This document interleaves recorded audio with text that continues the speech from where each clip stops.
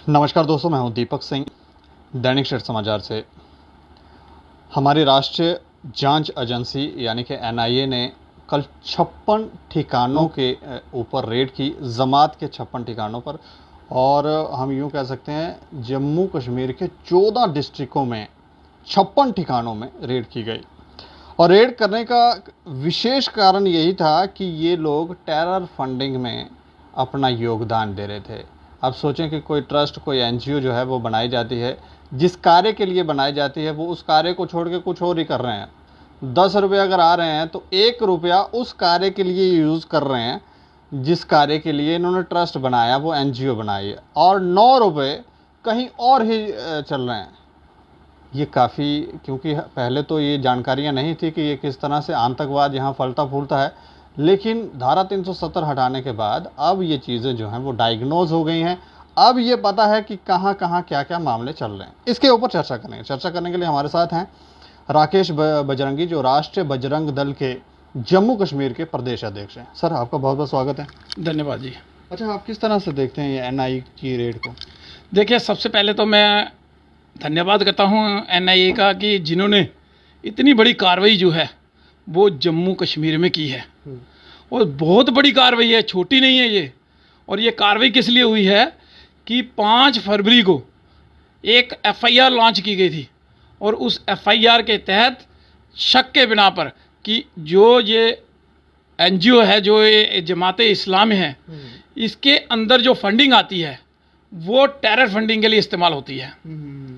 इस प्रकार की जो खबर थी वो उनको मिली, और उसके एफआईआर के तहत जो प्राथमिक एफआईआर होती है, जो मतलब फर्स्ट इंफॉर्मेशन होती, उसके तहत एनआईए ने जो है कल 56 जगहों में 56 स्थानों पर जो है रेड की है। और ये सबसे बड़ी बात इसलिए भी कि जम्मू के 20 जिलों में से 14 जिलों में एनआईए ने, जम्मू कश्मीर के, हाँ, जम्मू कश्मीर के 14 जिलों में, 4 जम्मू डिवीज़न के और श्रीनगर के कश्मीर के 10 जिलों में, मतलब हमारे 4 ही हैं। हाँ, जम्मू के जो हैं जम्मू डिवीज़न के 4 हैं, और कश्मीर में 10 जिले हैं। 10 जिलों में सभी जगह उन्होंने जो है वो रेड की। और जो सामने आ रहा है, जो मीडिया के माध्यम से हमने भी सुना है कि जो एनआईए के प्रवक्ता हैं उन्होंने कहा कि काफ़ी कुछ जो है वो उनको वहाँ से जो है देश विरोधी गतिविधियों में शामिल होने के जो कुछ सबूत जो हैं वो बहुत कुछ मिला है। कुछ इलेक्ट्रॉनिक, कुछ कागजात वगैरह, कुछ इस प्रकार की चीज़ें जो हैं वो एनआईए ने वहाँ से बरामद की हैं। तो इससे सामने है कि किस प्रकार से आज भी ये घटनाक्रम जो है ये चलाए हुए हैं। ये बैठे नहीं हैं चुपचाप, ये अंदर अंदर से लगे हैं। ये यही देख रहे हैं कि कब मोदी जाएगा और हम दोबारा से शुरू होंगे। पाकिस्तान आज भी इनको शायद दे रहा पूरी तरह से। नहीं, इस जमात को पहले भी बैन किया गया था कि ये देखिए, ये तीसरी बार, इसको 2019 में तीसरी बार बैन किया गया। सबसे पहले इसको 1975 में बैन किया गया, दूसरी बार इसको 1990 में बैन किया गया, तीसरी बार इसको 2019 में बैन किया गया है। और इसको 2019 में सरकार ने 5 साल के लिए प्रतिबंधित किया, क्योंकि सरकार को पहले ही पता था कि सरकार के पहले ही इनपुट थे इनके पास कि ये इस प्रकार की जो संगठन जो बार बार बैन किया जा रहा है, तो इसका मतलब उसके अंदर कुछ ना कुछ गलत गतिविधियां जो हैं वो देश विरोधी गतिविधियां चल रही हैं, इसीलिए बैन होता है ना। अनाथा तो ऐसे किसी की एनजीओ या किसी भी ट्रस्ट को कभी बैन नहीं करती सरकार। तो इसकी नींव का पता है कब रखी गई और क्यों इसकी नींव जो है 1941 में रखी गई है। और इसमें लगातार जो है ये पाकिस्तान के संपर्क में रहा है। पाकिस्तान ने हमेशा ये चाहा कि अलगाववाद को जिंदा करने के लिए, कि पाकिस्तान की जो बातचीत है, पाकिस्तान का जो अलाग है वो कश्मीर के अंदर वो अलापा जाता रहे, उसके लिए पाकिस्तान को अपने आप को जिंदा रखने के लिए इस प्रकार की जो चीज़ें हैं वो इसने, इसलिए इनको जोर पकड़ा के, इनको फंडिंगें करके, इनको समर्थन देकर इनको जिंदा रखा उसने। लेकिन अभी सरकारें कुछ और किस्म की हैं, अभी सरकार सख्त है, अभी इस प्रकार की घटनाओं को अंजाम देंगे। ये इनके लिए सोचना भी गलत था, लेकिन ये सोच रहे थे कि हम धीरे धीरे अंदर दीमक की जगह की तरह हम यहाँ पर लगे रहेंगे। लेकिन उनको ये मालूम नहीं है कि यहाँ पर कीटनाशक दवाइयाँ भी हैं जो सब कुछ देखते हैं कहाँ दीमक लग रही है और उसका छिड़काव भी जरूरी। आज एनआईए वही काम कर रही है। एनआईए वो छिड़काव है जो ऐसे देशद्रोहियों को ना खत्म करती है। और एनआई की ये रेडें जो है ये लगातार आपके सामने है। लगातार कश्मीर के अंदर जो है ये मेरे को लग रहा है कि कोई 2-4 दिन के बाद कोई ऐसा दिन नहीं जाता जब एनआई वहाँ रेड नहीं करती। और देखिए कश्मीर के नेता चुपचाप बैठे हैं, इसके ऊपर तो ट्वीट नहीं किया उन्होंने, कोई बोलते नहीं, इसके ऊपर नहीं बोला उन्होंने कोई भी। आप तो बोले, आप तो जवाब दें। नहीं, उनकी इतनी अच्छी जमात है जो शिक्षा को बढ़ावा दे रही है, तो अब क्या बोलें इसके ऊपर? उनको नहीं लगता कि कहीं कोई रास्ता भटक गई है जमात? देखिए विदेशों में इसके ऊपर जो विदेशों से इनको जो फंडिंग आती थी वो इसीलिए आती है क्योंकि इन्होंने अपने जो इन्होंने ये बनाया है एक इस संगठन बनाया है इन्होंने, उस इसलिए बनाया है कि हम लोगों को जो ज़रूरतमंद लोग हैं उनको शिक्षा देंगे और उनको जो है उनकी हेल्प करेंगे, गरीब लोगों की।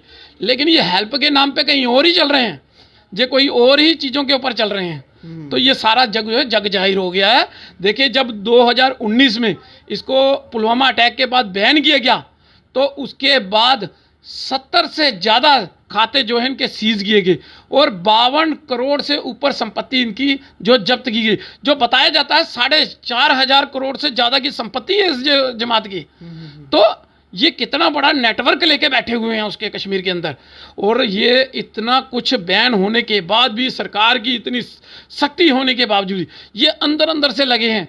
एक फ्लाई आर्म ट्रस्ट है कोई, आज वो भी ट्रस्ट जो है वो इस काम में लगी हुई है, उसका भी नाम आ रहा है, उसका भी जिक्र, उसके भी कई श्रीनगर के अंदर उसके भी कई अधिकारियों को जो है जो उनके कार्यकर्ता हैं उनको जो पूछताछ के लिए पुलिस ने बुलाया था।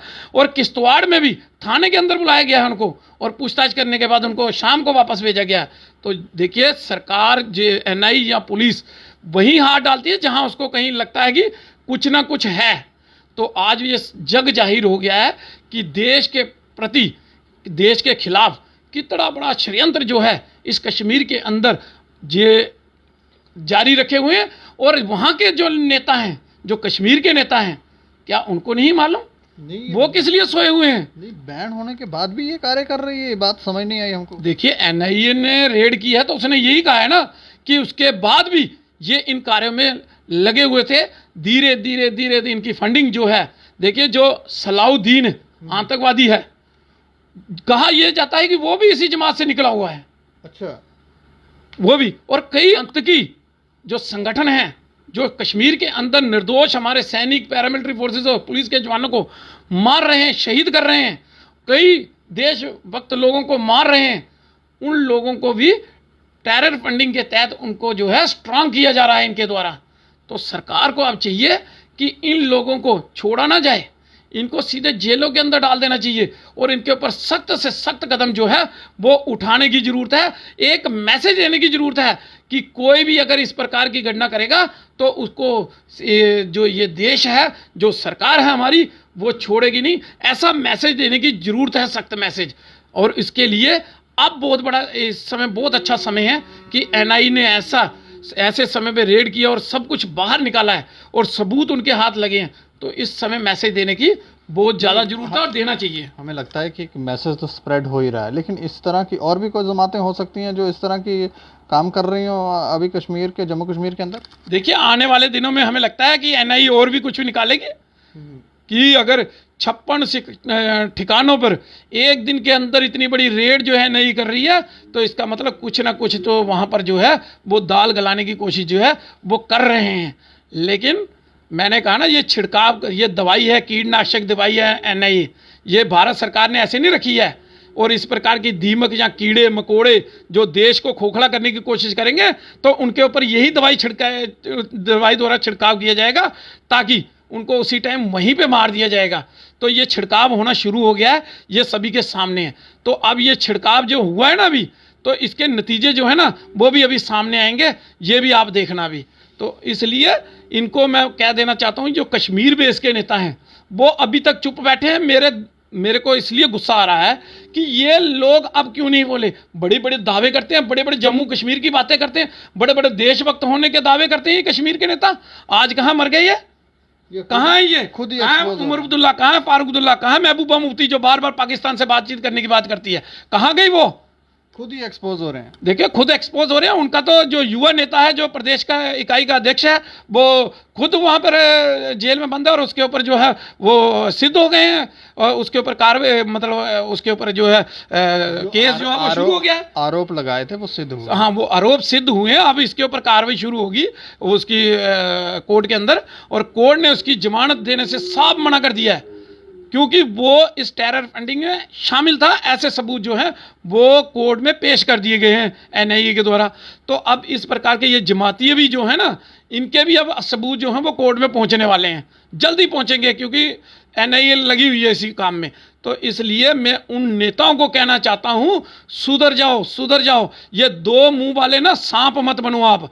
कश्मीर में कुछ और जम्मू में आके आप कुछ कहते हो। और यहाँ के लोगों को ही मैं बोलना चाहता हूँ, जो लोग इनके पीछे पीछे धूम की तरह घूमते हैं ना, वो भी देख लो कि इनकी औकात क्या है और इनकी हरकतें क्या हैं। आप देश के बेचने वालों के साथ मत खड़े हो, आप देश की रक्षा करने वालों के साथ खड़े हो।